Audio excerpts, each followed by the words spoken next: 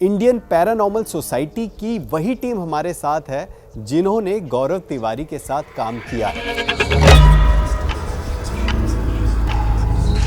गौरव तिवारी की जितना ये पूरा जीवन अनसुलझा है उतना ही ज़्यादा उनकी मौत भी बहुत ज़्यादा रहस्यमयी तरीके से हुई थी। आई मीन उनके डेथ के एक दिन पहले पूरे दिन गौरव सर ऑफिस में थे, इंडियन पैरानॉर्मल सोसाइटी के ऑफिस दिल्ली में थे। सिद्धार्थ भी उनके साथ था। वो ठीक थे? He was okay. And in fact कुछ दिन पहले हमारा काफ़ी सारे मीटिंग्स हुए थे एंड फ्यूचर प्लान्स हम कर रहे थे। क्या मौत के बाद भी कुछ ऐसा आपको प्रेजेंस फील हुआ उनका, या फिर कोई कनेक्शन कभी फील हुआ?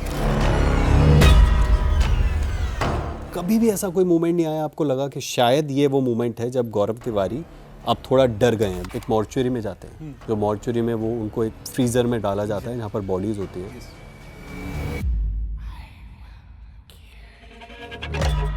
बोले मैं एक काम करता हूँ, मैं कुछ देर के लिए इस मॉर्चुरी में मुझे आप बंद कर दो।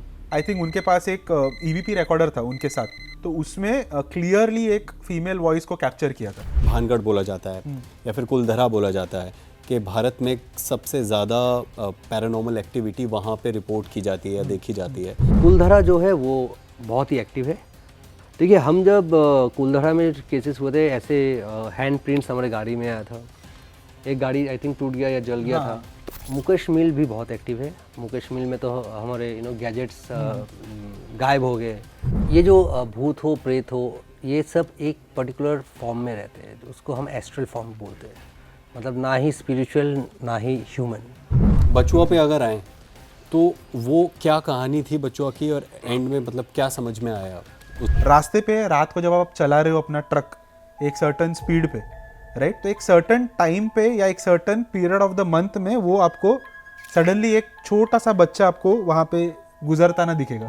तो डर के मारे ट्रक ड्राइवर्स सडन ब्रेक मारते थे, जिनके वजह से बहुत दफ़ा उस पर्टिकुलर स्ट्रेच ऑफ रोड पे एक्सीडेंट्स होते थे। एक white mistake kind of shadow, छोटा सा वो पार्किंग लॉट से मूव करते हैं। तो वहाँ का कहना है कि जिसने जिसने ये शेडो देखा है, आई थिंक 2 वॉचमैन ने देखा है या गार्ड देखा था, तो उनका डेथ हो गया था। तो सुनाई देता है, और जैसे हम ऊपर देखते हम देखते वो सीसीटीवी कैमरा उड़कर सामने एक छोटा सा एक सोफा टाइप था, तो उस पर जाके गिरता है। सिड, रित, एक बार प्रैक्टिकल अप्रोच पे आते हैं। क्या आपने अपनी आंखों के आगे किसी ऐसी चीज को, किसी भी स्पिरिट को या किसी भी डीमन को जो आपने बताया, कभी आंखों के आगे देखा है?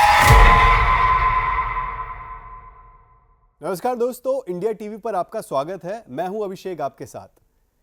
एक बड़ा सवाल है आज, क्या मौत के बाद भी कोई दुनिया है? क्या रूह हमसे बात करना चाहती है, या ये सब सिर्फ हमारे दिमाग का एक वहम है? भारत में जब भी इन सवालों पर वैज्ञानिक ढंग से चर्चा होती है तो एक नाम सबसे ऊपर आता है, वो है गौरव तिवारी। आज इंडिया टीवी पर इंडियन पैरानॉर्मल सोसाइटी की वही टीम हमारे साथ है जिन्होंने गौरव तिवारी के साथ काम किया है। तो आइए वेलकम करते हैं, आप दोनों का बहुत बहुत स्वागत है इंडिया टीवी के स्टूडियोज में। रित हमारे साथ हैं और हमारे साथ हैं सिद्धार्थ। आप दोनों के ही कैरेक्टर्स पे इंस्पायर होकर, स्पेशली गौरव तिवारी की पूरी लाइफ पर, लेगेसी पर इंस्पायर होकर भय एक पूरी सीरीज बनाई गई। हालांकि मुझे ऐसा लगता है कि अचानक से ही ये ड्रॉप हुई है जनवरी में और एकदम वायरल हो गई है, और सभी लोगों का जो ध्यान है वो इंडियन पैरानॉर्मल सोसाइटी की तरफ से अचानक से ही खिंच गया है। और मैं बहुत सारी रील्स और बहुत सारे शॉर्ट्स ऐसे भी देखे जिसमें लोग ये कह रहे हैं कि वो इसको एज अ करियर लेना चाहते हैं अपनी लाइफ में। देखिए, हम लोग मानते नहीं मानते, ये लोग जो देख रहे हैं वो मानते नहीं मानते भूतों में, लेकिन आज इस इंटरव्यू के बाद गौरव तिवारी की लाइफ पर और इंडियन पैरानॉर्मल सोसाइटी के काम पर हम सारे वो सवाल पूछेंगे जिससे आप बहुत अंदर की बातें पता चलेगी। आप लोगों का बहुत बहुत स्वागत है। Thank you for calling Abhishek. Thank you. रित, मैं सबसे पहले तो यही, और सिद्धार्थ, आप दोनों से यही पूछना चाहूँगा कि सबसे पहले आप दोनों का गौरव तिवारी के साथ जुड़ाव कैसे हुआ था? गौरव की जो ये जर्नी है या लाइफ है उसके साथ आप कैसे जुड़े थे? रित, आपसे स्टार्ट करते हैं। क्या है कि मैं शिलोंग से हूँ, Meghalaya. So Indian paranormal society के साथ मैं 2010 से जुड़ा हुआ हूँ। इन शॉर्ट अगर मैं बोलूँ तो 2010 में मैंने एक न्यूज़ चैनल में गौरव सर का एक लाइव लोकेशन पे इन्वेस्टिगेशन देखा। एंड बिफोर दैट क्या है कि 2007 में मैंने मेरे पिताजी को खो दिया था at an very early age, बहुत कम उम्र था मेरा। उसके बाद क्या हुआ कि मैं मेरे डैड के साथ कनेक्शन बनाना चाहता था एट एनी कॉस्ट। तो कहीं ना कहीं से मुझे उस टाइम गौरव सर के बारे में पता चला और मैंने उनको मेल किया एंड उन्होंने रिप्लाई किया। उसके लिए मैं बहुत शुक्रगुजार हूँ अभी तक। लेकिन उन्होंने कहा कि ऐसे तो आप इन्वेस्टिगेटर बन नहीं सकते हो, आपको ये सब्जेक्ट को जानना ज़रूरी है। तो मुझे पहले पूछा था कि क्यों आप बनना चाहते हो, इसमें क्या है। तो मैंने कहा कि ये रीज़न है और इसलिए मैं बनना चाहता हूँ। तो मुझे पहले बात उन्होंने कहा था कि बेटा ये रीज़न लेके अगर तुम ये फील्ड में आओगे तो तुम आगे नहीं बढ़ पाओगे। तो मैंने कहा इसका मतलब क्या है sir, I am like I am your big fan, आप ऐसे कैसे आप मुझे बोल रहे हो जी। बोले बेटा जब तुम सीखोगे तब पता चलेगा। तो फिर मैंने 2010 से लेके 2003 तक पीपी मतलब प्रोफेशनल पैरानॉर्मल इन्वेस्टिगेशन 2010 से लेके 2013 तक 13 तक पूरा ये सब्जेक्ट को हम सीखा, मैंने सीखा, जाना, टेक्निकल, साइकोलॉजिकल और बहुत सारे एस्पेक्ट्स होते हैं।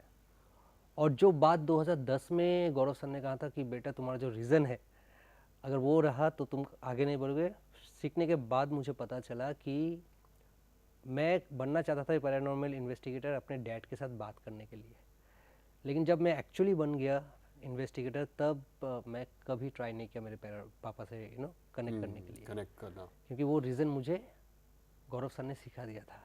राइट। तो उसी तरह से 2013 से लेके अभी तक कोशिश है हमारा, हम बस एक उनका लेगेसी को आगे लेने की कोशिश कर रहे हैं। और 2013 से लेके 2026 तक और भी आगे जाएंगे हम इंडियन पैरानॉर्मल सोसाइटी और गौरव सर के नाम को आगे बढ़ाने के लिए। बिल्कुल, आपने ऐसी बात कही कि जो एक इमोशनल कनेक्ट, जो आप अगर आपने सीरीज़ देखी है या फिर अगर आपने गौरव तिवारी के इंटरव्यूज़ या टॉक्स सुने तो इमोशनल कनेक्ट की वो बात जो कहते हैं शायद यही वो कनेक्ट है जो वो चाहते हैं कि ना किया जाए ताकि और कुछ प्रॉब्लम्स, नेगेटिव प्रॉब्लम्स ना। सिद्धार्थ, वैसे आपकी अगर बात करें तो मुझे लगता है कि बचुआ शब्द अगर मैं अपनी ऑडियंस को बताऊंगा तो वहाँ से आपकी एंट्री हो जाती है गौरव की लाइफ में, जैसा कि सीरीज़ में दिखाया गया। लेकिन ब्रीफ में आप बता पाएंगे कि कैसे आप आए? मेरी जर्नी उनके साथ स्टार्ट हुई थी 2014 में। वैसा अगर मैं बोलूँ तो 2013 में या 2012 के दिसंबर में मैं और मेरे कुछ फ्रेंड्स, जैसे अपनी सीरीज़ में देखा होगा, वो दिखाते कि हम एक, वो सच है, वो रियल है। सो मैं एक बट हिल स्टेशन के जगह पे मैं एक्चुअली गोवा जो पार्टी डेस्टिनेशन है मैं वहाँ चले जाता हूँ। एंड आइडिया था कि हम न्यू ईयर सेलिब्रेट करें और फिर दोबारा मुंबई में आए। लेकिन वहाँ कुछ ऐसे घटनाएं होती है जो आज तक मैं खास करके समझ नहीं पाया हूँ। लाइक मुझे लगता है कि वो साइकोलॉजिकल था, हालांकि मेरे दोस्त उस टाइम पे बोल रहे थे कि ये कुछ पैरानॉर्मल इवेंट्स है। जैसे हम एक रेस्टोरेंट में गए थे और वहाँ पे मतलब कुछ मेरे दोस्त ऐसा बोलने लगे कि उनको कुछ एक एहसास हो रहा है। अब ये एहसास शब्द का मीनिंग मुझे नहीं पता था कि क्या एहसास हो रहा है। एंड इतना था कि हर किसी का मूड बहुत ही मतलब उस टाइम पे ऐसा लो हो गया था। एंड ये चीज़ मेरे दिमाग में रह गया। तो 2012 दिसंबर में ये सब हुआ। 2013 जब मैं फिर दोबारा मुंबई में आया और मैं वहाँ पे मैं थोड़ा रिसर्च कर रहा था, तब मुझे पता चला कि एक पैरानॉर्मल फील्ड होता है। सो मैं खुद से इस सब्जेक्ट में आगे रिसर्च करने लगा। जो मेरे घर के आसपास एक आध दो लोकेशंस मुझे गूगल पे मिले, मैं वहाँ पे गया। मैं अपने एक दोस्त को लेकर गया और वहाँ पे हमने कुछ रिसर्च किया। हालांकि ऐसे कुछ मिला नहीं हमें, लेकिन इस रिसर्च के दौरान मुझे ये भी पता चला कि ऐसे और भी लोग हैं इंडिया में जो ये कर रहे हैं। और खास करके जो पहला नाम मुझे आया था वो गौरव तिवारी जी का और इंडियन पैरानॉर्मल सोसाइटी का। सो उसके बाद मैंने ठान लिया था कि मुझे इस फील्ड में कुछ ना कुछ करना है। और वहीं पे मैंने 2014 के जून महीने में मैंने एनरोल किया। एंड वहाँ पे एक कोर्स होता है जैसे प्रोफेशनल पैरानॉर्मल इन्वेस्टिगेटर्स कोर्स। ये कोर्स करने के बाद आप एक सर्टिफाइड पैरानॉर्मल इन्वेस्टिगेटर बनते हो। और उसके बाद ही आपको ये फील्ड आप प्रैक्टिस करना। एक तरह से ऐसा नहीं है कि वो मैंडेटरी है आपको ये करना ही है, बट जिनको जेन्युइनली इंटरेस्ट है उनको एक बेस अगर फाउंडेशन लेवल पे अगर उनको जानना है पैरानॉर्मल रिसर्च क्या होता है, और उसमें सारी चीजें कवर होती है।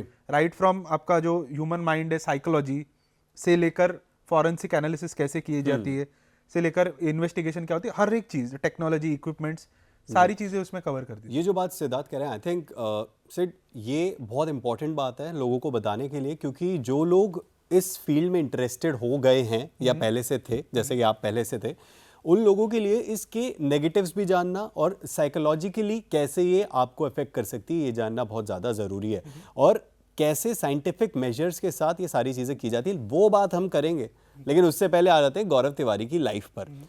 आप दोनों से ही पूछना चाहूँगा, गौरव तिवारी वैसे तो एक पायलट बनना चाहते थे, लेकिन उन्होंने भूतों की खोज करने में अपना करियर चुना, जो कि कोई भी पेरेंट नहीं चाहेगा कि उसका बच्चा ये करियर एज एन ऑप्शन चुने। उनके शुरुआती ज़िंदगी में तो ऐसा आई थिंक कुछ गतिविधियां हुई थी जिसके बाद इस अंधेरी दुनिया में उन्होंने कदम रखा था। ऐसी क्या चीज़ें उनकी लाइफ में हुई थी, आपसे शुरू करेंगे, जिससे वो इस मोड पर आए कि वो पैरानॉर्मल इन्वेस्टिगेटर बनेंगे। देखिए, जो भय सीरीज़ में दिखाया गया है, डेफिनेटली पूरा जो सीरीज़ है वो inspired on a real incidents है with creative liberty. Gaurav sir का जो ये स्टार्ट हुआ था, उन्होंने फ्लोरिडा 2000 आई थिंक 7 या 8 में यूएस में गए थे, और जो अपार्टमेंट में वो रहते थे गौरव सर और उनके कुछ फ्रेंड्स, तो उन्होंने ऐसा देखा कि जो उन्होंने कहा, हमें शेयर किया था कि उन्होंने उनके रूम में एक लेडी विथ वाइट ग्राउंड, एक शेडो टाइप, वो हमेशा देखते थे।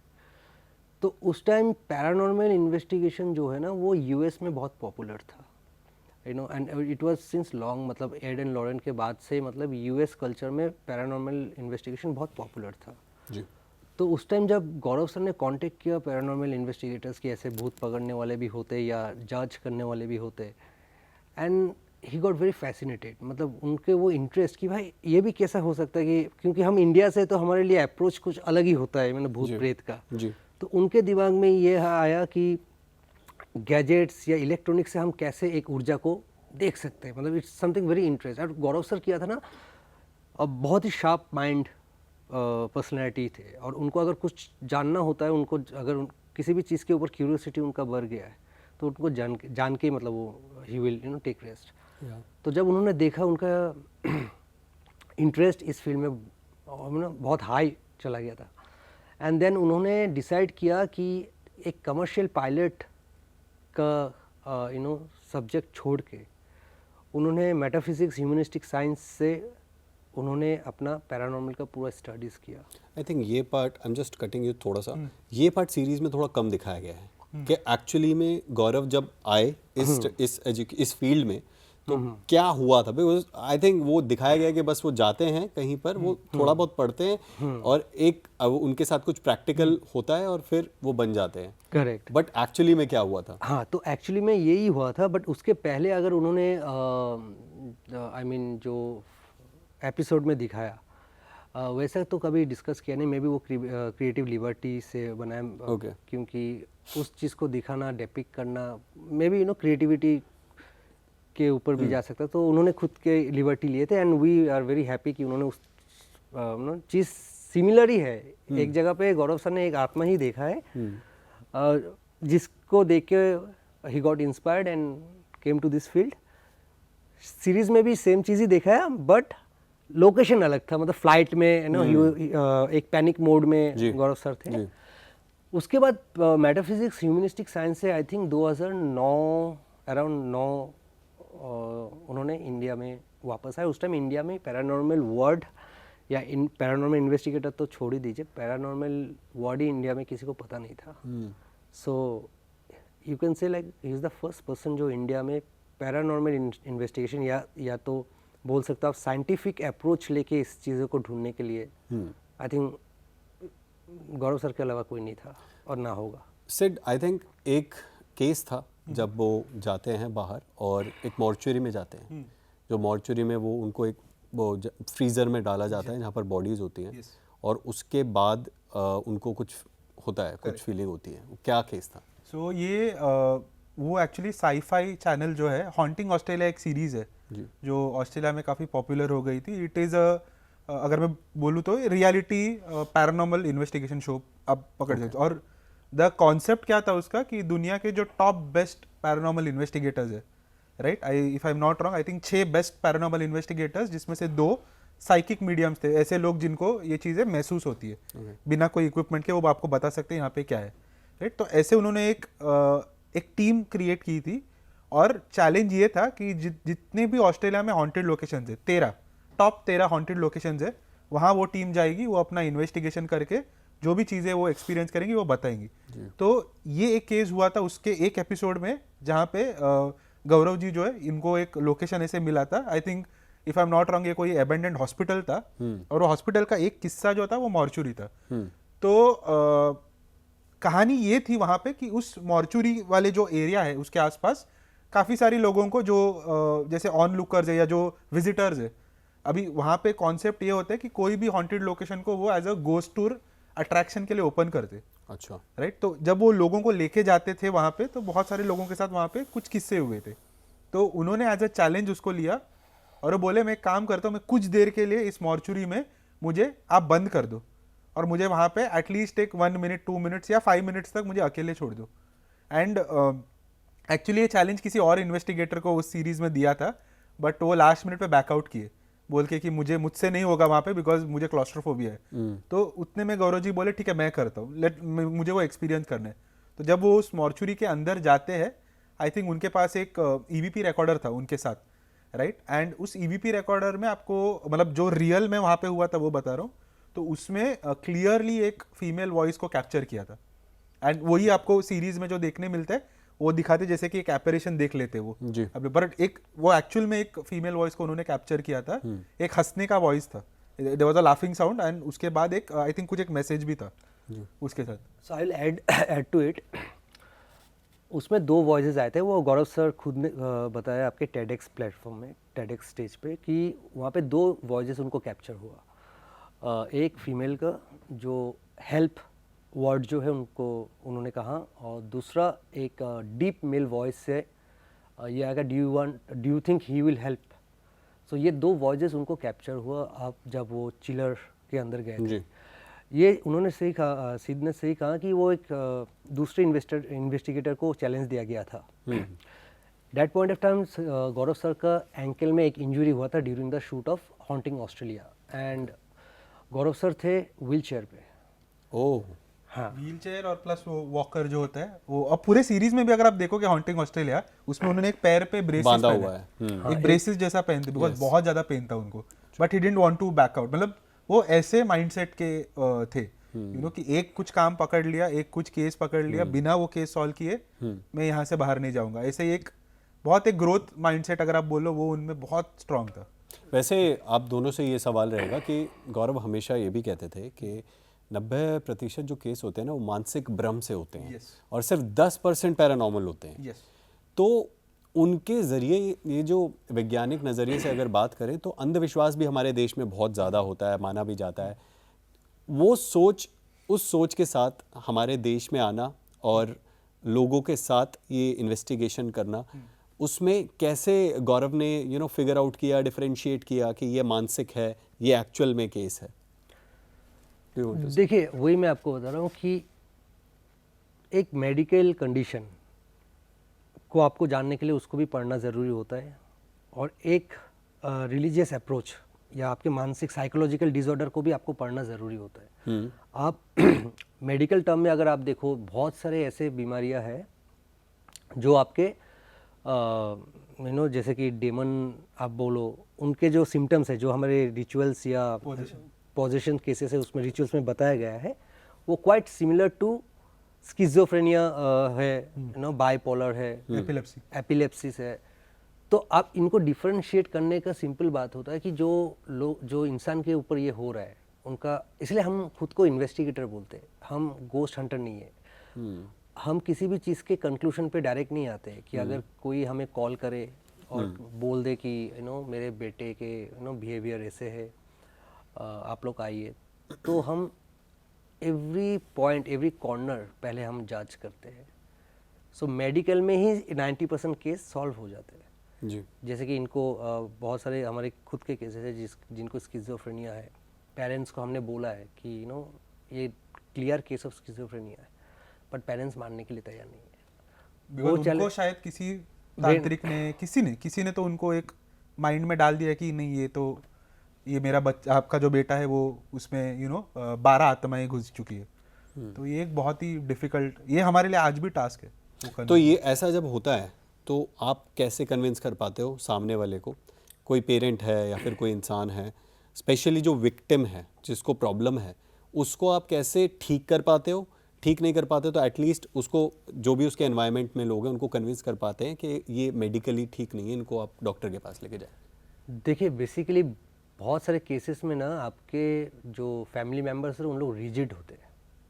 उनको लगता है कि नहीं, जो पहले आए थे उन्होंने जो कहा था 25 आत्माएं हैं वही है, आप लोग को नहीं आता है। तो क्या है कि अभिषेक, हम यहाँ पे कन्विंस नहीं करते कि भाई ये ये कोई आत्मा नहीं है, ये मेडिकल, हम हमारी तरफ से फुल सपोर्ट करते हैं। अब ऑपोजिट वाले अगर उसको नहीं मानना चाहते तो हमारा भी हाथ एक टाइम तक हम पीछे लेते हैं, क्योंकि हम फोर्स नहीं कर सकते। बाई चांस अगर कुछ हो गया तो बोला नहीं, आईपीएस के मेंबर्स ने बोले थे, मैं तो हम एक टाइम तक उनको समझाएंगे कि देखिए ये मेडिकल कंडीशन है, आप प्लीज़ जाइए, कोई मतलब don't go for any other religious thing. उसके बाद अगर जाते client counselling is an yes important yes aspect. Sid, I just want to know कि जब आप ऐसे जाके मतलब आप क्लियर आउट करते हो कि आप खुद पहले क्लियर होते हो कि यहाँ पे कुछ नहीं है, मतलब आप किसी एरिया में जाते हो, कोई साइंटिफिक अप्रोच होता है उस चीज़ को देखने का कि यहाँ पे कुछ नहीं है? यस यस, सो इसलिए हम जैसे अभी आप अगर जाते हो किसी भी केस में, इन्वेस्टिगेटर्स का मैं बोल रहा हूँ, ब्रॉडली 2 तरह का अप्रोच होता है।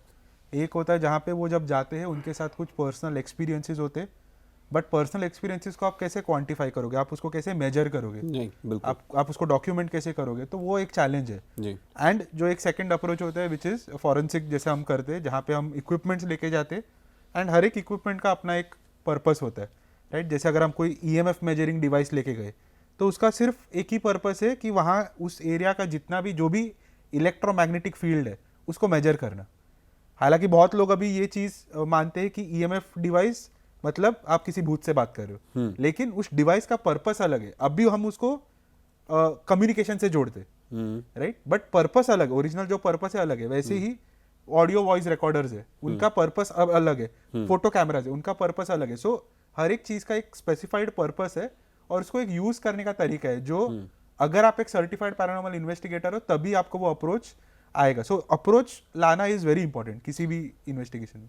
आप दोनों से बात मैं बोलना चाहूँगा, मेरा पर्सनल एक्सपीरियंस है, स्पेशली भय देखने के बाद ना, जो भी भय देखा है उसने मेरे से मिला है, सबका मतलब ये है कि यार लाइट फ्लक्चुएट कर रही है, इस कॉर्नर में मेरे को ठंडक फील हो रही है, बाहर मुझे गर्मी लग रही थी, मैं अंदर आया हूँ, मेरे को ठंड लग रही है, और मेरे फ़ोन की बैटरी तो ड्रेन होती ही है थ्रू आउट द डे जब आप काम करते हो।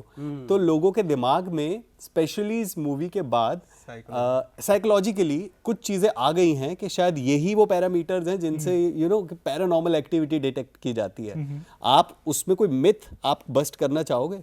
नहीं, डेफिनेटली। सो ये और एक ये जो इसको अगर मैं साइकोलॉजिकल वर्ड में बोलूँ तो there is a term called transference. So transference मतलब क्या है कि जब आप किसी चीज़ को बहुत गहराई से जानते हो, देखते हो, चाहे वो कोई इंसान भी हो, अगर मैं आज आपसे बात कर रहा हूँ, मान लो मैं कंटिन्यूसली आपसे 5 दिन बात करता हूँ, आफ्टर द 6th डे और ऑन द 6th डे आप क्या करोगे, आप कुछ मेरे क्वालिटीज आपके अंदर आएंगी, कुछ आपकी क्वालिटीज मेरे अंदर आएंगी। तो वो एक ट्रांसफरेंस प्रोसेस हमेशा चालू ही रहता है and this is a purely psychological aspect है। तो जब आप सीरीज देख रहे हो और आप बिंज वॉच कर रहे हो, हाँ, राइट, आप एक रात में पूरा सीरीज कंप्लीट कर रहे हो, कहीं ना कहीं आप उस कैरेक्टर का लाइफ जीना शुरू करते हो एंड आपको ये चीज लगना शुरू हो जाएगी कि आपके साथ भी वही चीज हो रही है। और ये सिर्फ आप नहीं, ये हमें बहुत सारे लोगों का मैसेजेस इंस्टाग्राम पे बहुत सारे जगह पे हमें आए हैं। आप दोनों ने ना गौरव तिवारी के साथ दिन रात काम किया है। कैमरे के पीछे गौरव तिवारी आखिर कैसे इंसान थे? क्या वो कभी खुद डरते थे? आप बताइए। कभी नहीं, कभी डरते नहीं थे। उनका एक ही स्लोगन था, knowledge cancel fears. But series में ऐसा दिखाया गया कि जाते मतलब काफ़ी जब एंड में जब उनकी जब मौत काफ़ी नज़दीक थी तो वो उनका थॉट चेंज हो गया कि knowledge creates fear. Is it true? ऐसा उन्होंने कहा था? That is a creative liberty. वो उन्होंने थोड़े जो मेकर्स है उन्होंने वो डाला है, बट हमारा जो टैगलाइन है आईपीएस का, नॉलेज कैंसिल फियर से। तो इसका एक साइकोलॉजिकल आप ये देखो, नॉलेज क्रिएट्स फियर क्यों बोला था? वन इज यस, जैसे इन्होंने बोला creative liberty, but one more thing is कि जब आप कोई चीज़ ज़्यादा जान लेते हो, राइट, तो अभी आपको और भी चीज़ें, वो चीज़ों के बारे में और भी ज़्यादा नॉलेज है और आप गहराई में घुस चुके हो, तो कहीं ना कहीं वो उस गहराई के अंदर शायद हो सकता है कि कुछ फियर क्रिएट हो। तो ऐसा मैं नहीं बोलूंगा कि प्योरली फॉर ड्रामेटाइजेशन वो यूज किया है। May be the makers wanted to show one alternate reality इस पर्टिकुलर पूरे एंटायर स्टोरी का। सर जैसा कि आप किसी भी चीज़ को डीपली जान जाते हो ना, तो उसका प्रॉज एंड कॉन्स दोनों ही आपको पता है। गाड़ी का स्पीड 100 किलोमीटर तक रहता है, लेकिन आप 100 तक जाते नहीं हो क्योंकि आपको उसका कॉन्स पता है कि एक्सीडेंट हो सकता है। राइट। सो यू इधर ड्राइव 60-40। तो हर चीज़ को जब आप ज़्यादा जान जाओगे ना, तो उसका दोनों पॉजिटिव एंड नेगेटिव एस्पेक्ट भी, किसी भी इंसान को भी अगर आप ले लो, उसमें भी पॉजिटिव एंड नेगेटिव चीज़ होते हैं। एग्जैक्टली, सब में होता है। तो any knowledge if you gather too much, same thing cancels and create, दोनों होता रहता है, बैलेंस बनाना पड़ता है। उनका डायलॉग एक ही था, नॉलेज कैंसल्स फियर, वो ओरिजिनल डायलॉग है। लेकिन अभी भी मेरा एक सवाल वही है कि क्या गौरव, आपने इतना लंबे समय तक काम किया, कभी भी ऐसा कोई मोमेंट नहीं आया आपको लगा कि शायद ये वो मोमेंट है जब गौरव तिवारी आप थोड़ा डर गए हैं? बिकॉज कैसी कैसी, आई डोंट नो कैसी कैसी सिचुएशंस में आप लोग गुजरे होंगे, बट जैसा मूवी में दिखाया कि मूवी में देखने के बाद तो हम लोग ये सोच रहे हैं कि यार इससे ज़्यादा नहीं देख सकते, इतना खतरनाक सिचुएशन हो रही है उस मूवी में, इतना ज़्यादा हॉरिफाइंग सिचुएशन है। अब वो लोग जो वहाँ मौजूद हैं, क्या उनको कभी ऐसा डर नहीं लगा, या गौरव तिवारी को कभी डर नहीं लगा? सो एक्चुअली जो मूवी में जैसे फर्स्ट सीन डिपिक्ट होता है जहाँ पे वो अपने दोस्तों के साथ बैठ के मजाक कर रहे, रियल में वो वैसे ही थे, बहुत मजाकिया थे। कभी कभी हमारी भी बहुत टांग खींचते थे, या हमें डराने के लिए ऐसे कुछ बात बोल देंगे, वहाँ जाओगे तो ये हो जाएगा। तो ये उनका नेचर था, एक फन लविंग समवन। बहुत अच्छे मिमिक्री आर्टिस्ट थे, वो बहुत कम लोगों को पता है, लेकिन वो बहुत अच्छा मिमिक्री करते थे। He was a very good singer, musician थे। सो मल्टी टैलेंटेड आप एक तरह से बोल लो, राइट, एंड वेरी क्रिएटिव। अगर मैं एक वर्ड में बोलूँ तो वेरी क्रिएटिव, बिकॉज जो इंसान एक कमर्शियल पायलट का कोर्स को क्रैक करके उसको कंप्लीट करके जो भी है, मतलब उतना टाइम सस्टेन करना भी उस फील्ड में बहुत डिफिकल्ट है जी, राइट। वो भी ऐसे वैसे जगह नहीं, फ्लोरिडा में, जहाँ पे इट्स वेरी एक्सपेंसिव, वहाँ पे जाके वो एंट्रेंस क्लियर करना, वो सब उन्होंने किया। तो एक माइंड में अगर आप उनका देखोगे तो बहुत सारी चीजें चलती थी, and he was very creative. And creative लोगों का जैसे बोला जाता है ना कि दे आर वेरी फ्यूचरिस्टिक, आगे का बहुत सोचते, इसलिए वो विजन लेके आए थे जहाँ पे उन्होंने सोचा कि नहीं, इंडिया में पूरा सीन ही वो चेंज, बिकॉज इसके पहले किसी ने सोचा ही नहीं था कि इंडिया आके ये फील्ड को इतना पॉपुलराइज करना was next to impossible. Right.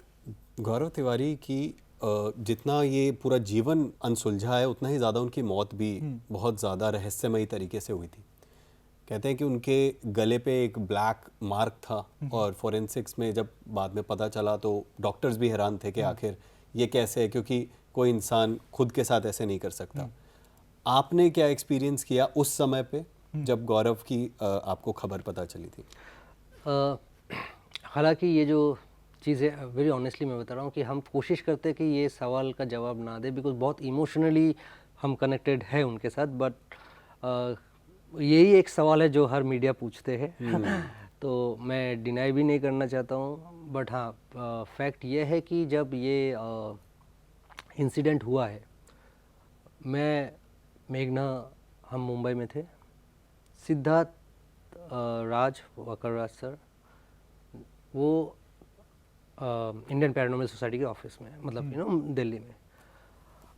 अब स्पेकुलेशंस इतने बढ़ गए, क्योंकि ये मैं हाल ही में, अगर आपने मेरा पॉडकास्ट देखे होंगे सिद्धार्थ कानन के साथ, तो मैं वहाँ पे बहुत डीपली इस चीज़ को समझाया कि जस्ट बिकॉज एक बंदा अपनी ज़िंदगी में ऐसी एक फील्ड को लेके काम कर रहा है जिसका परसेप्शन लोगों के अंदर ये है कि ये खतरनाक है या नेगेटिव है।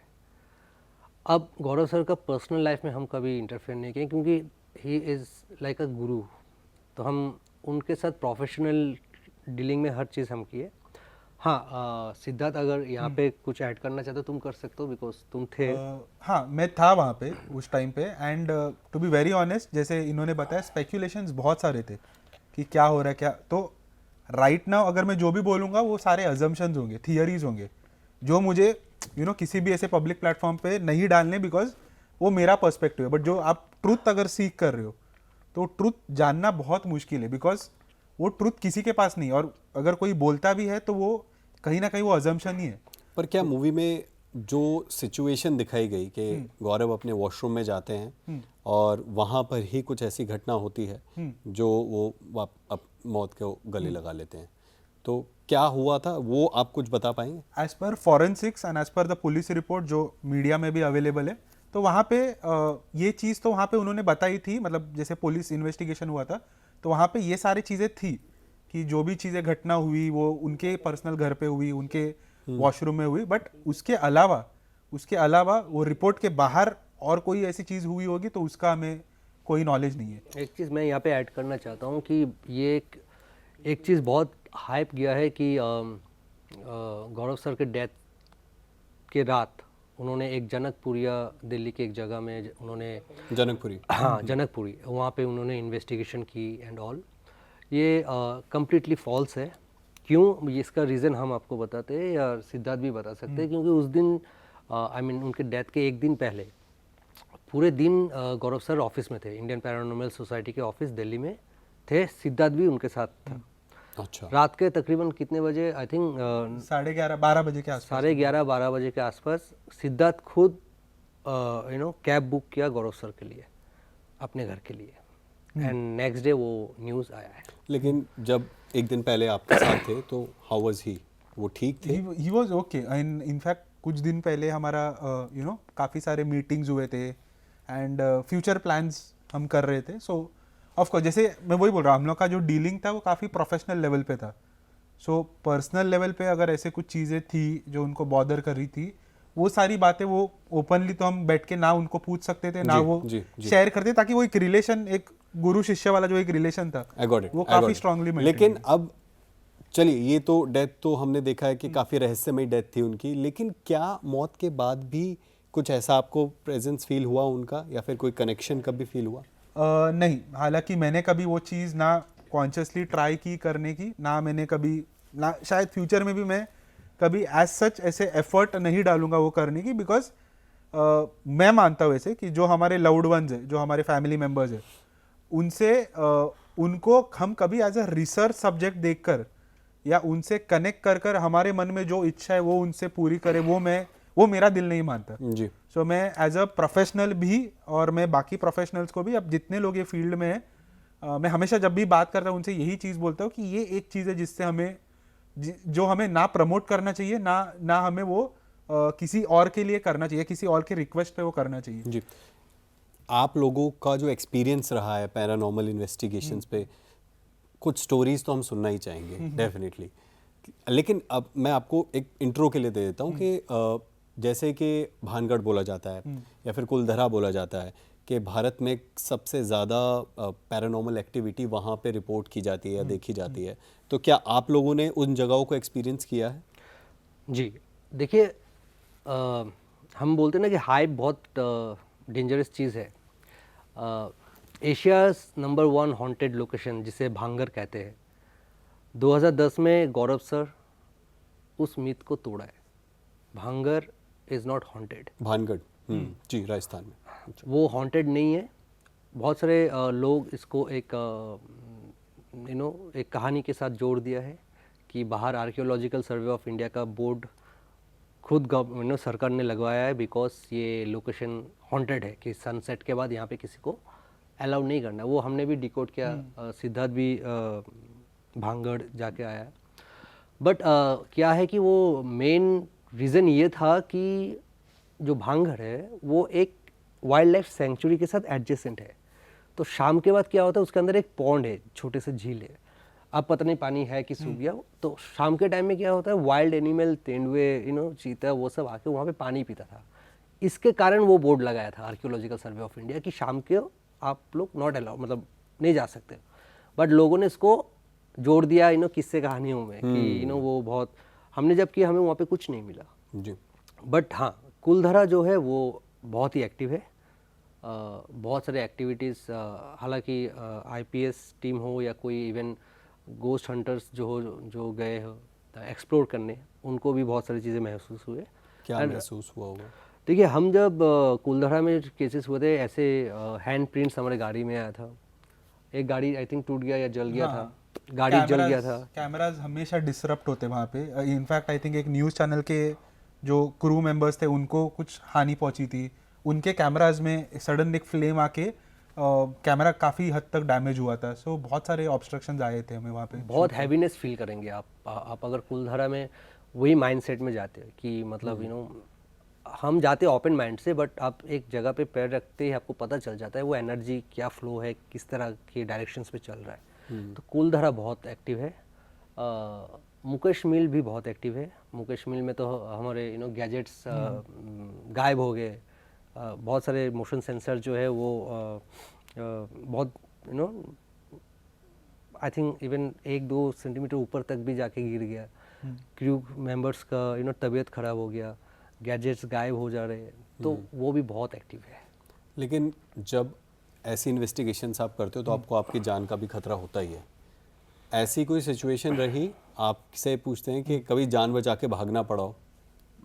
पर्सनली नहीं, मैंने सुनी है ये किस्से, मैंने लोगों से सुनी है, बट मेरे साथ ऐसे कभी हुआ नहीं कि मुझे फिजिकली कुछ हार्म पहुंचाए या मैं डर के मारे उस लोकेशन को छोड़ के भागा हूँ या ऐसे। बट मैंने काफ़ी सारे लोगों में after a certain period of time, जैसे मान लो कोई है जिन्होंने 12 साल इंटेंस रिसर्च किया ये फील्ड में, तो उनके माइंड में या एक साइकोलॉजिकल शिफ्ट उनके नेचर में मैंने देखा है कुछ हद तक, जहाँ पे वो अभी एडवाइस देते हैं कि जितना आप कम ये चीज़ें करो उतना आपके लिए अच्छा है, बहुत डीप मत जाओ। तो इसका मैं एक और आपको रीज़न देता हूँ कि बहुत सारे लोग क्या हो जाते हैं कि इस फील्ड से ऑब्सेस हो जाते हैं, ऑब्सेस टू द पॉइंट कि वो बाकी कुछ अपने लाइफ में अदर एस्पेक्ट्स में ध्यान नहीं देते, चाहे वो रिलेशनशिप हो, चाहे वो करियर हो, चाहे वो फैमिली हो, जो भी चीज़ है, तो वो एकदम उन चीज़ों को साइड करके इसी फील्ड में। एंड प्रॉब्लम क्या है इस फील्ड का कि इसमें आपको कॉन्क्रीट आंसर मिलना बहुत मुश्किल है, बिकॉज ये फील्ड में ना कोई थियरी है, ना कोई इसमें आपको एक प्रॉपर रिसर्च एनवायरनमेंट है, ना कोई आपके पास डेफिनेटिव आंसर है कि ये ऐसे ही होते हैं। ऑब्जेक्टिविटी बहुत कम है, सब्जेक्टिविटी ज़्यादा है, बिकॉज आप जाओगे, आपके साथ एक अलग एक्सपीरियंस होगा, मेरे साथ एक अलग एक्सपीरियंस, तो हम दोनों कभी एक अग्रीमेंट पे आ ही नहीं पाएंगे कि ये चीज़ थी क्या जो आपके साथ हुई, राइट। तो इस वजह से बहुत सारे तकलीफें जो बहुत ज़्यादा इस फील्ड में घुसते हैं उनके साथ ये चीज़ें हो सकती है कि वो बहुत ऑब्सेस हो जाते हैं। फिल्म में दिखाया गया कि एक भूत होता है जो हॉस्टल में होता है, जो एक डीमन है, जिससे ये भी रिलेट किया गया कि एंड में शायद उन्होंने ही गौरव तिवारी के कुछ मर्डर मिस्ट्री कनेक्शन है। आई थिंक सेकंड पार्ट में वो ज़्यादा खुल के सामने आ पाएगा। तो अभी वो जो डीमन है, और आपने जिस पैरानॉर्मल बचुआ भी आपने दिखाया है, देन आपने एक लेडी है जो सुसाइड कर लेती हैं, और वो एक फ्लैट नंबर 302 जिसमें बहुत सारी स्पिरिट्स हैं, वर्षा कॉलोनी। तो ये अलग अलग घोस्ट्स, ऐसे क्या होता है? क्या कोई ऐसा पैरेलल वर्ल्ड है जो आप लोग इन्वेस्टिगेट करते हो? कुछ ऐसा पैरेलल वर्ल्ड है या क्या थ्योरीज होती हैं ये?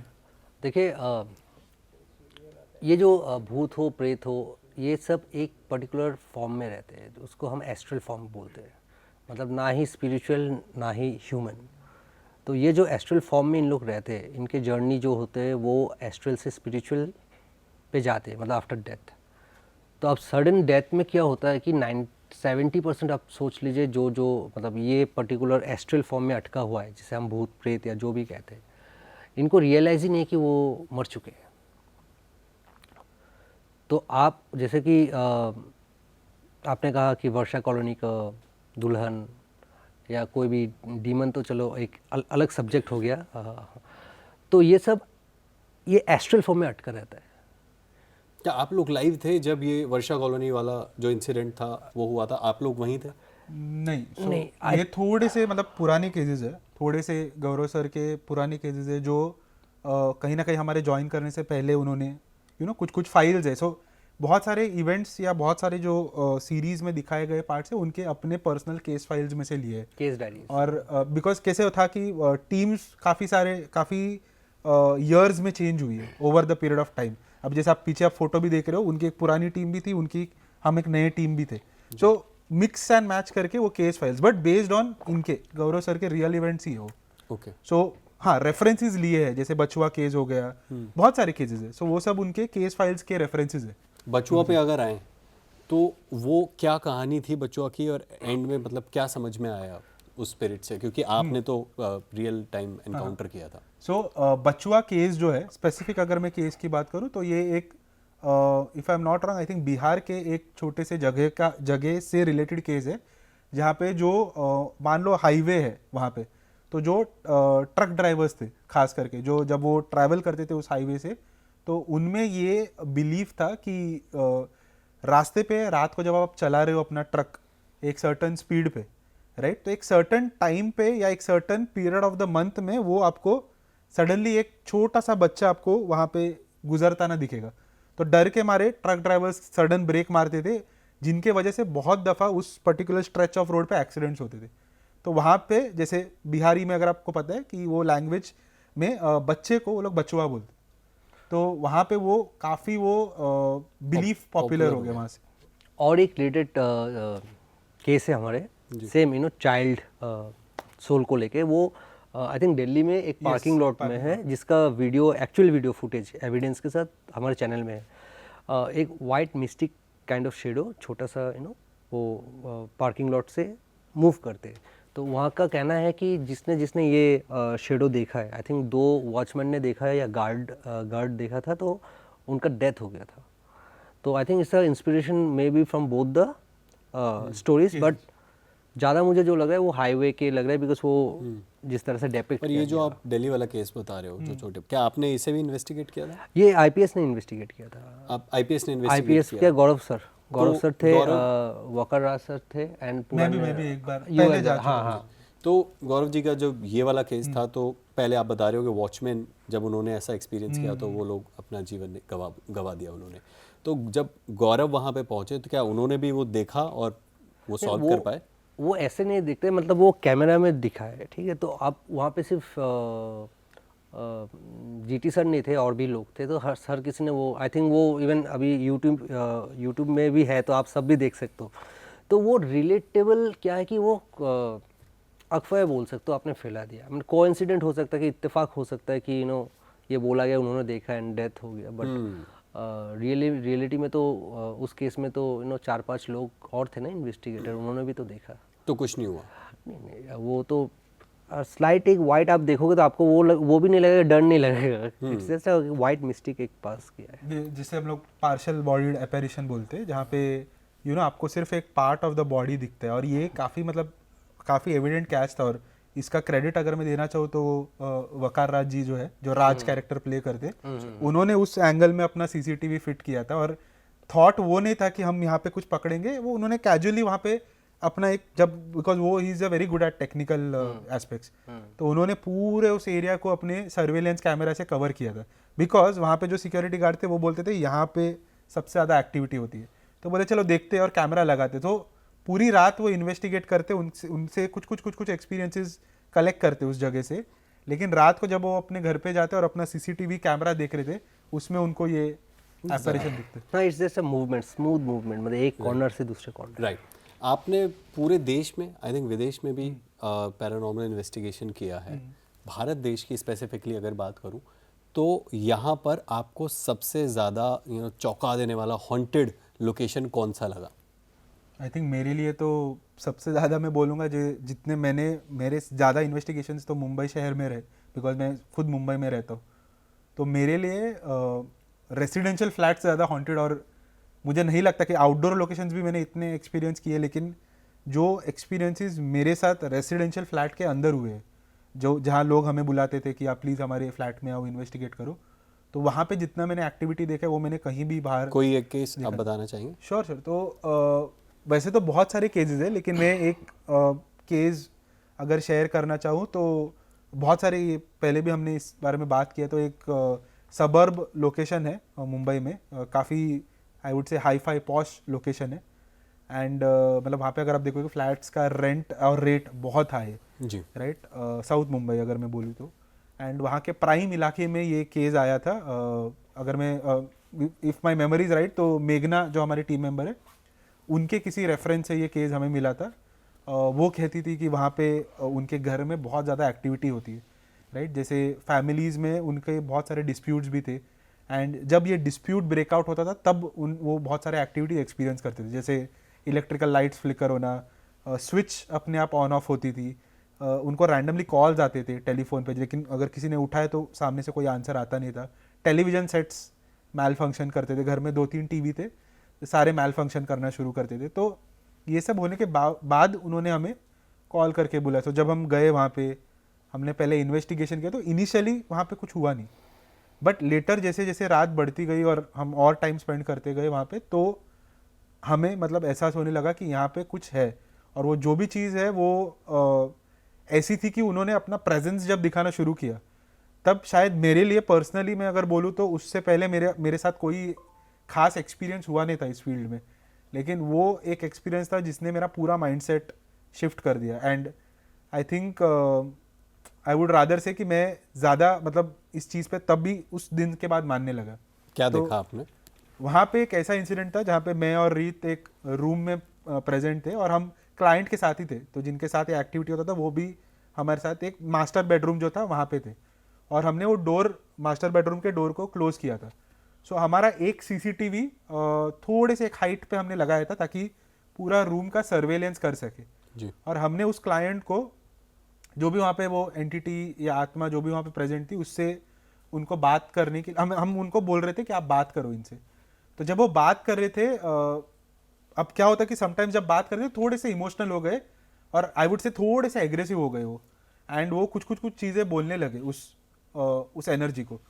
और ये जब ज़्यादा होने लगा तो फर्स्ट चीज़ क्या हुआ था कि जो सीसीटीवी हमने लगाई थी ऊपर, उसका सर्वेलेंस बाहर बैठ के मेरे एक टीम मेंबर कर रहे थे, राइट। तो उनके पास एक टैब था, तो उस टैब पे टाइम, डेट और बाकी सब कॉन्फ़िगरेशंस बिगड़ने लगे, एंड उनको समझा नहीं क्या हुआ, उनको लगा एरर है, तो वो रिफ्रेश करने को ट्राई करे थे।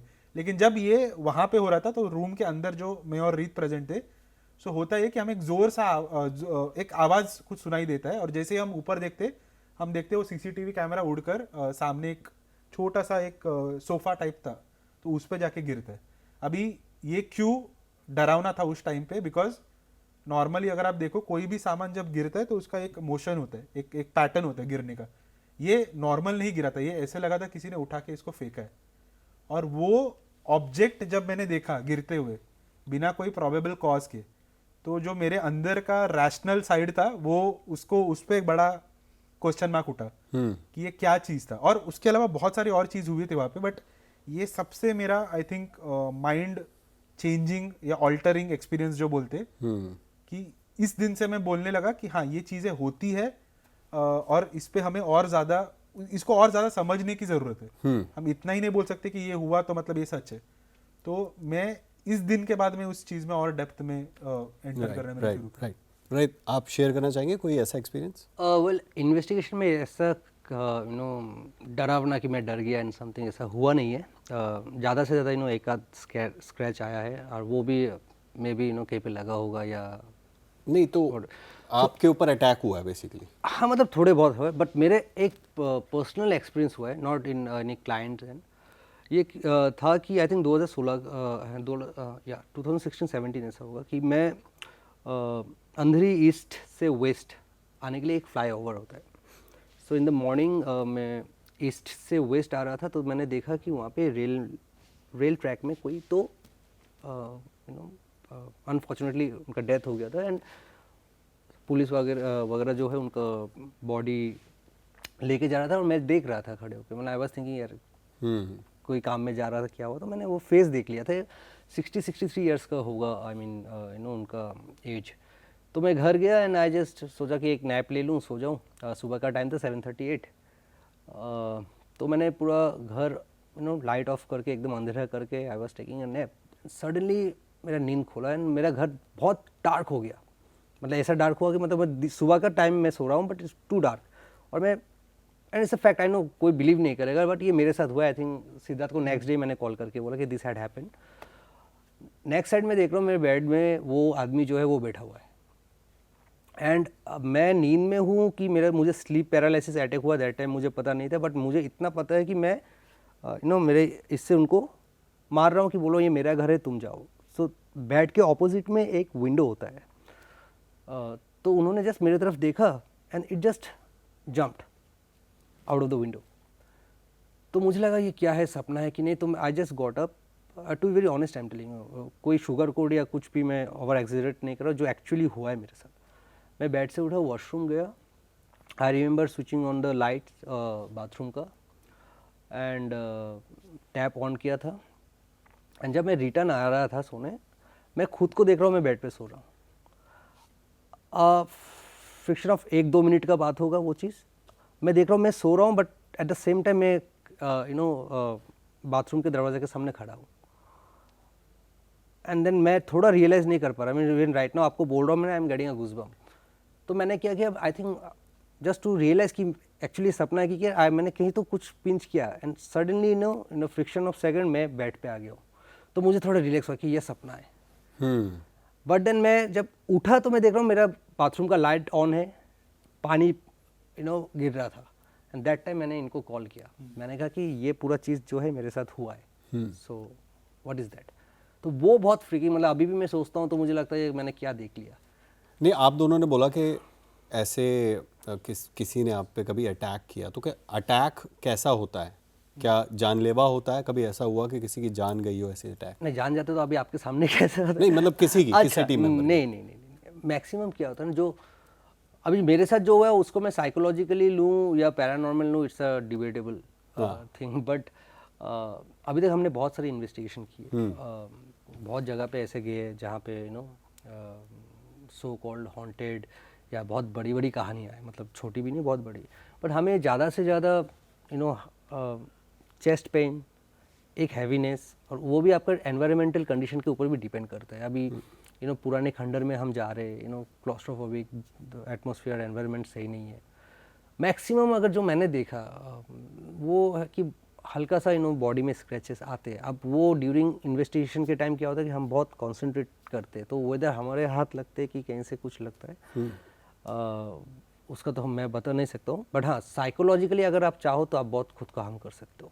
देखिए, अभी जितना एडवांस अप्रोच आप रखते हैं, साइंटिफिक अप्रोच रखते हैं, तो आप EMF meter, EVP recorders, separate boxes, ऐसे आप अलग अलग इंस्ट्रूमेंट्स का इस्तेमाल करते हैं।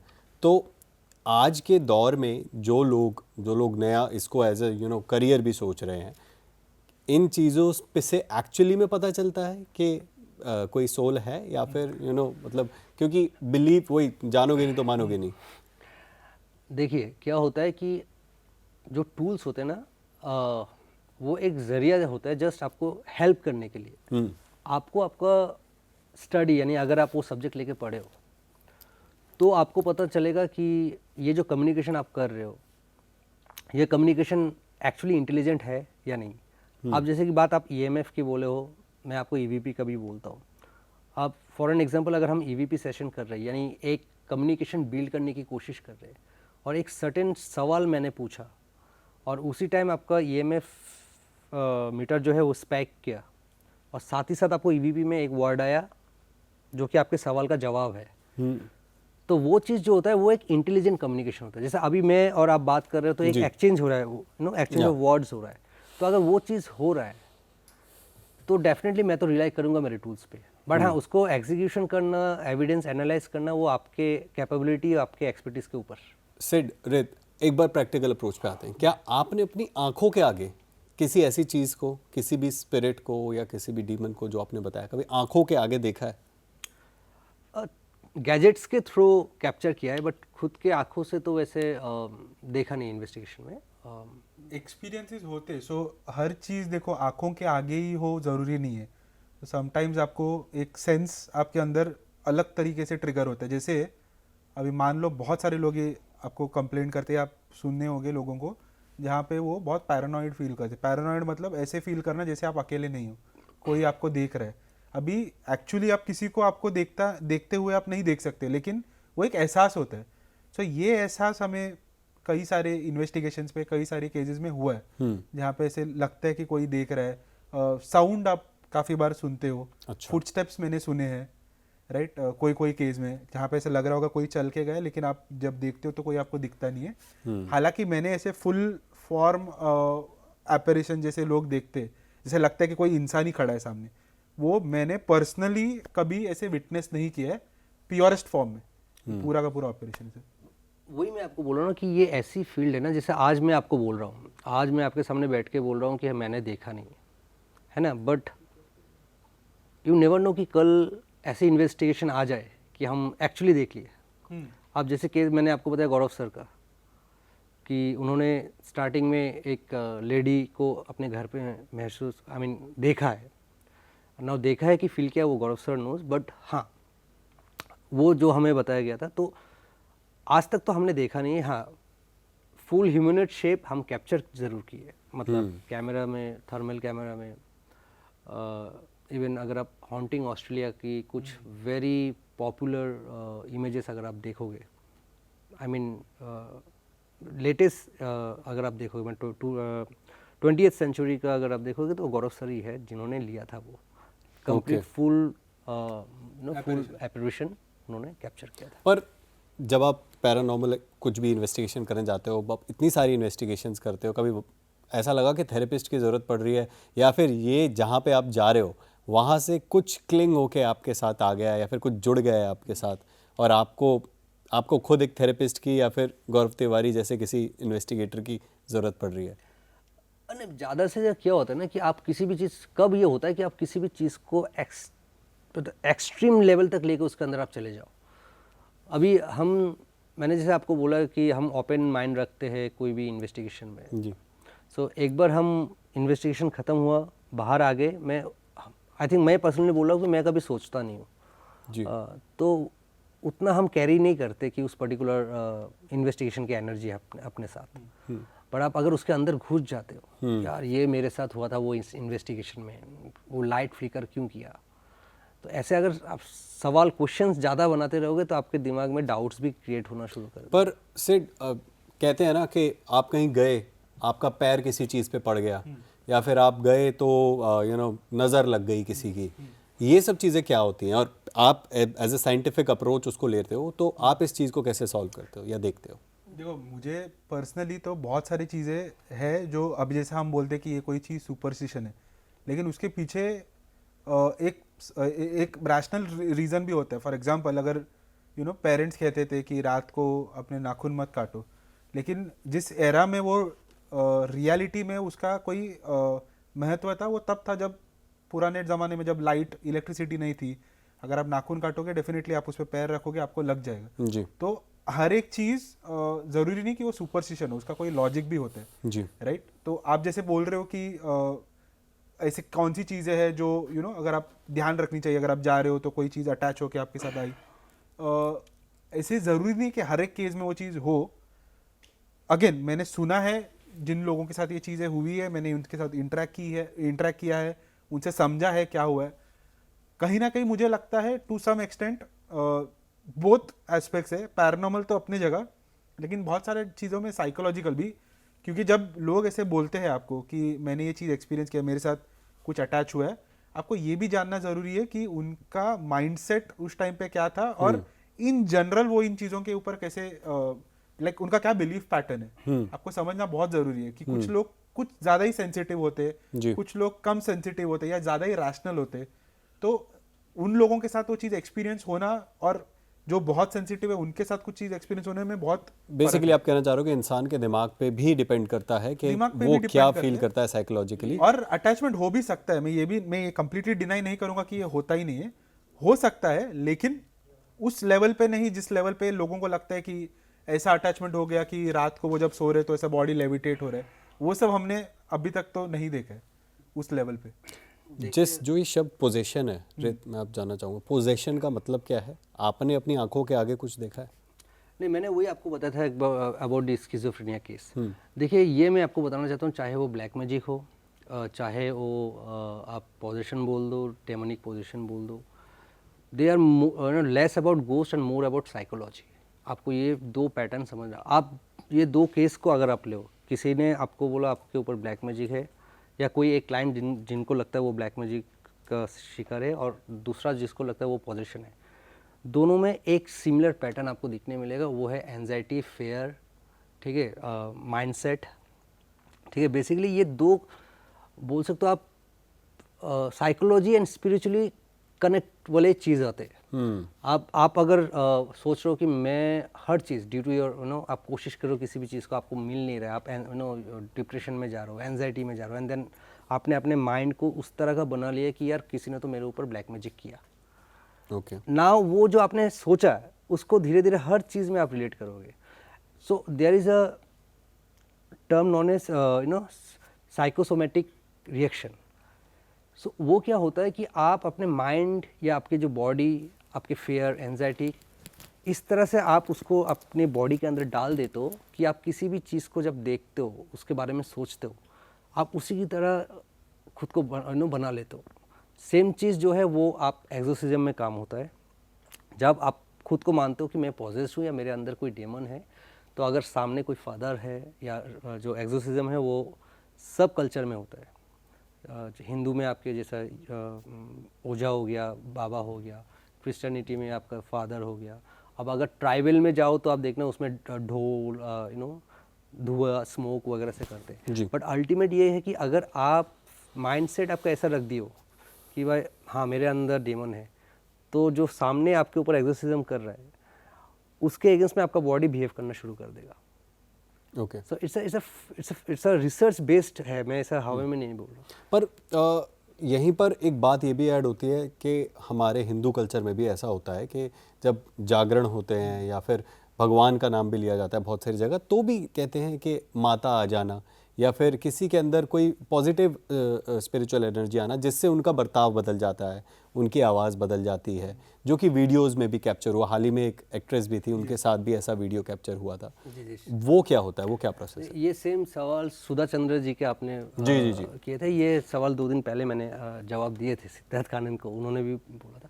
देखिए कोई भी अगर आप इमोशनली बहुत ही डिपेंडेबल, मैं बोल सकता हूँ एक वर्ड कि आप इमोशनली डिपेंडेबल हो किसी भी फॉर्म ऑफ एनर्जी का, और आप उस पर्टिकुलर एनर्जी के साथ इतने कनेक्टेड हो गए हो कि आप चाहते हुए भी आपके जो सेंट्रल नर्वस सिस्टम होता है ना, आपके ब्रेन में वो मैसेज डाल देता है कि भाई जो एनर्जी को आप मान रहे हो, उस एनर्जी की जो फॉर्म है और उस एनर्जी का जो एक्टिविटी है वो आपके अंदर, आप ना चाहते हो उस तरह के बिहेवियर करना शुरू कर देते हो. पर 100 लोग हैं और एक इंसान में ऐसा वही मैं बोला कनेक्शन. मैं कनेक्टिविटी का बात कर रहा हूँ कि आप उस एनर्जी के साथ, डिवाइन एनर्जी जो हम बोलते हैं, आप डिवाइन एनर्जी के साथ इतने खुद को कनेक्शन रखे हो. आज आप किसी भी चीज़ कोई भी देखो, आप एक्सट्रीम जो I know it's a religious बात है and I do respect all the religion. कोई भी डिवाइन हो और किसी भी चीज़ पे एक्सेसिवली अगर आप देखो वो उस एनर्जी के साथ कनेक्टेड है ना कहीं पे आपको उसके बिहेवियर में उस एनर्जी का जो फॉर्म है वो दिखेगा. अब अगर माँ काली के जो साधना जो करते हैं, जो गुरु होते हैं, उनको आप देखना, उनकी एनर्जी सामने आने से आपको लगा ये तो माँ काली का भक्त है, उसका बिहेवियर में, और कोई शिव जी का है उसका अलग है. तो because they build the connection with the divine energy, चाहे वो. लेकिन इसमें एक साइकोलॉजिकल भी एस्पेक्ट मैं ऐड करूंगा, because I don't want to take out the credibility from psychology. Because जैसे मैंने बोला, ये फील्ड का सबसे one of the important elements है साइकोलॉजी.